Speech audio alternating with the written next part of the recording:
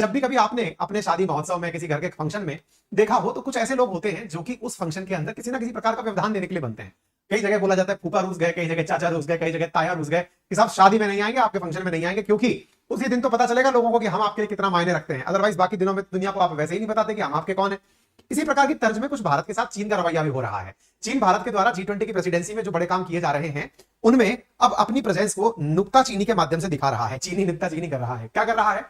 वो कमियां ढूंढ रहा है कि आपने ऐसा क्यों किया, आपने ऐसा क्यों किया। उसको हमारी थीम से परहेज हो गया है, हमारे वसुधैव कुटुंबकम से परहेज हो गया है। यानी उसे दिक्कत हो गई है कि भारत जो है वो पूरी दुनिया को एक परिवार क्यों मानता है। अरे चीनियों, तुम तो साउथ चीना सी को अपना मानते हो, हम दुनिया को अपना मानते हैं, अपना परिवार मानते हैं। डरो मत, अभी थोड़ा वेट है, पहले पियोगे फिर तुम्हारी बारी है। लेकिन फिलहाल के लिए चीन के द्वारा G20 की अध्यक्षता पर जो अड़ंगा लगाया है इसमें ताजा क्या है, आइए मैं आपको बताता हूं। और इसको समझने के लिए आपको थोड़ी सी बातें विस्तार से समझने से पूर्व थोड़ा बेसिक्स पता करने होंगे।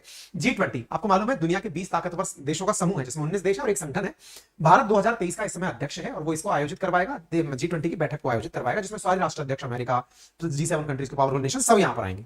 उसमें हमने यहां पर अपना वाक्य लिखा है, अगर आपको वो दिखाई दे तो हमने यहां पर अपना थीम वाक्य लिखा है और वो थीम वाक्य क्या है? वसुधैव कुटुंबकम। ये विश्व पूरा हमारा परिवार है। आप देख सकते हैं ये ऑफिशियल वेबसाइट है जिसमें वसुधैव कुटुंबकम, एक अर्थ, एक परिवार और एक फ्यूचर, ऐसा हमने अपनी वेबसाइट पर भी लिखा हुआ है।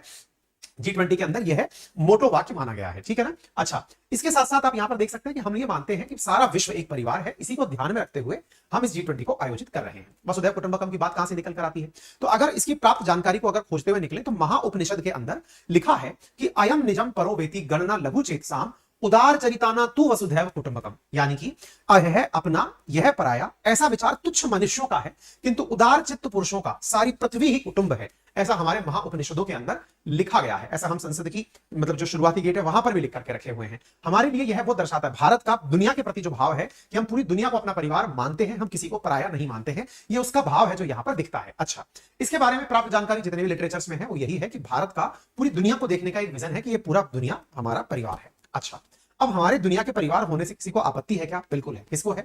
इकोनॉमिक्स टाइम्स ने खबर छापी, चाइना ऑब्जेक्ट्स टू वसुधैव कुटुंबकम मेंशन्ड इन G20 पेपर्स। अब दिमाग में यह आना शुरू हुआ, पेपर्स कौन से आ गए भाई? पेपर्स कौन सा कोई पेपर होता है G20 का? G20 का पेपर मतलब क्या है अब वो समझिए। देखिए, आपको यह मालूम है कि G20 की जो राष्ट्राध्यक्षों की मीटिंग है वो तो साल के अंत में होगी, लेकिन उससे पहले G20 की कई लेवल की मीटिंग्स हुई हैं। जैसे टूरिज्म विभाग की मीटिंग हुई है, फाइनेंस की मीटिंग हुई है, एनर्जी सेक्टर की मीटिंग हुई है। सभी प्रकार के लोगों को बुलाकर G20 देश आपस में बातचीत कर रहे हैं इंडिया के अंदर, जिनमें से आपने कई बैठकों को कश्मीर में होते हुए सुना, किसी को अरुणाचल में, किसी को बनारस में, किसी को गोवा में। इस प्रकार से आपने बैठकों को, G20 की बैठकों को भारत में अलग अलग जगहों पर होते हुए सुना। राष्ट्राध्यक्षों वाली बैठक सबसे लास्ट वाली बैठक होगी, उससे पहले सारे मंत्री वगैरह मिलकर के बहुत सारी बातचीत कर रहे हैं। तो जब भी कोई बैठक होती है तो उसका एक पेपर निकलता है, उस पेपर के अंदर वसुधैव कुटुंबकम शब्द गायब है। और गायब है, इसको ढूंढा गया तो क्यों गायब है? तो आंसर निकला, चीनियों को इस बात से दिक्कत है कि आपने वहां वसुधैव कुटुंबकम क्यों लिखा। कारण खोजने निकले कि भाई साहब यहाँ के डॉक्यूमेंट्स में G20 की चर्चा कहां से निकली थी? तो सबसे पहले गोवा के अंदर जुलाई में मीटिंग थी, उस मीटिंग के अंदर वसुधैव कुटुंबकम शब्द लिखे होने पर चीनियों ने अपनी आपत्ति दर्ज कराई और बताया कि साहब हमें दिक्कत इसलिए है क्योंकि ये जो भाषा लिखी है ना संस्कृत, ये यूएन की ऑफिशियल भाषा नहीं है, यूएन की ऑफिशियल भाषा नहीं है, इसलिए हम इस चीज को अनुमति नहीं देते। हमने यूएन की ऑफिशियल भाषाएं तलाशी, कुल 6 भाषाएं निकली, Arabic, Chinese, English, French, Russian और स्पेनिश। तो इन्होंने कहा चूंकि हिंदी अथवा संस्कृत जिस भाषा का उपयोग किया गया है वो यूएन की मान्यता प्राप्त भाषा नहीं है, इसलिए वसुधैव कुटुंबकम शब्द को पेपर पर नहीं होना चाहिए। मेरे प्यारे साथियों, G20 के अंदर इतने सारे देश हैं, लेकिन Argentina, France, Japan, Turkey, UK, US, ये सब बड़े बड़े देश उसके अंदर, बड़ी इकोनॉमी शामिल है। और दुनिया ने बहुत अच्छे से, जब हमने G20 का ये लोगो वाक्य घोषित किया था तब दुनिया ने इसे बहुत अच्छे से एक्सेप्ट किया था। लेकिन अब अचानक ऐसा क्या हुआ कि 22 जुलाई 2023 को यह खबर निकलकर आई कि इन्हें इस बात से दिक्कत है। इवन जब डॉक्यूमेंट तलाशे गए, चाहे फाइनेंस मिनिस्टर मीटिंग के हो, एजुकेशनल मिनिस्टर मीटिंग के हो, टूरिज्म, एनवायरमेंट, लेबर, एम्प्लॉयमेंट, सबके तलाशे गए, तो वहां पर जो शब्द वसुधैव कुटुंबकम होना चाहिए था वो मिसिंग पाया गया। डॉक्यूमेंट्स जो ऑफिशियल निकलकर बाद में आए उनमें वो मिसिंग पाया गया। इस बात को इकोनॉमिक्स टाइम्स ने खोज निकाला, तो बाद में अंदर की जानकारी सूत्रों से पता चली, तो यह जानकारी निकल कर आई कि चीन को इसके ऑफिशियल लैंग्वेज के हिस्से ना होने से दिक्कत है। क्या वाकई में यह दिक्कत है क्या? हमने आंसर तलाशने का प्रयास किया। हालांकि हम इंडोनेशिया, जिसने हमसे पूर्व में यह आयोजित की थी, उसकी भी लोगों वाक्य को तलाशा, हालांकि वहां पे ऐसा कुछ मिला नहीं।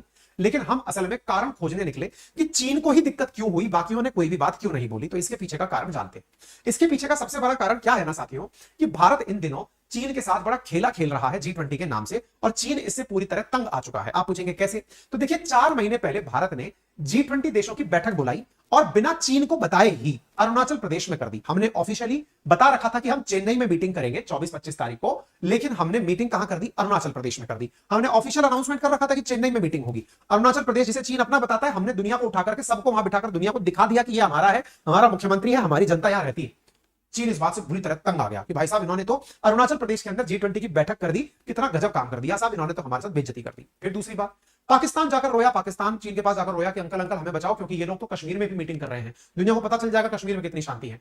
इसने कहा हम कश्मीर नहीं आएंगे अगर आपने किया तो। भारत ने कहा कोई बात नहीं, मत आना। हमने कश्मीर में भी मीटिंग सक्सेसफुली आयोजित करवाकर दिखा दी दुनिया को कि देखो कश्मीर में कितने अच्छे से लोग रहते हैं, कितने हैप्पीली लोग यहाँ घूमने फिरने आते हैं, एकदम मस्त चल रहा है। कोई बात नहीं साहब, दो तो साहब इसको सीधा सीधा मतलब 2 बार पे इसको स्टंप कर दिया। कोई बात नहीं साहब, इस बात से चीनी थोड़े नाराज हुए। उनके अखबार में छपा कि भारत इस चीज को ये अपॉर्चुनिटी ना बनाए कि भाई भारत चीन के बीच के द्वंद्व को दुनिया देखे, बल्कि इसे कोऑपरेशन बढ़ाने के लिए उपयोग में लिया जाना चाहिए। भारत ने कहा ठीक है, हमारा उद्देश्य भी ये है कि हम पूरी तरह से दुनिया के अंदर growth, prosperity, resilience, global value chain system, MSME, logistic, WTO reform, इन्हीं मुद्दों को ध्यान में रखकर के चीजें बढ़ा रहे हैं।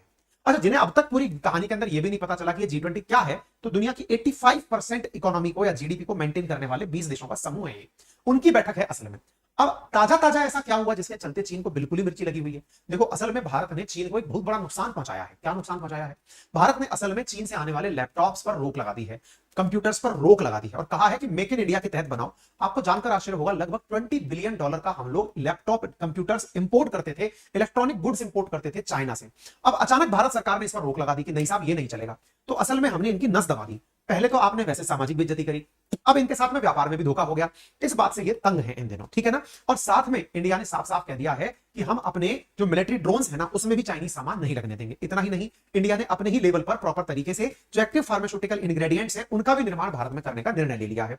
साथ में जो चीन के दुश्मन हैं, उनको हम अपनी तरफ से वेपन दे रहे हैं। वियतनाम को हमने अपनी तरफ से वेपन देने का काम किया है। इससे चीन को यह लग गया है कि भारत न केवल G20 के माध्यम से दुनिया के सामने हमारी परतें खोल रहा है, बल्कि यह हमको सीधा सीधा नुकसान भी पहुंचा रहा है। तो इसको इतना ज्यादा हम वो ना करें, किसी ना किसी प्रकार से हम मुद्दे को तूल दें, जिससे भारत की अध्यक्षता में होने के बावजूद हम वहां ना जा पाए। इस तरह से चाइना जो है वो हमारे ऊपर नजरें बनाने की कोशिश कर रहा है। इन सब का परिणाम क्या निकला?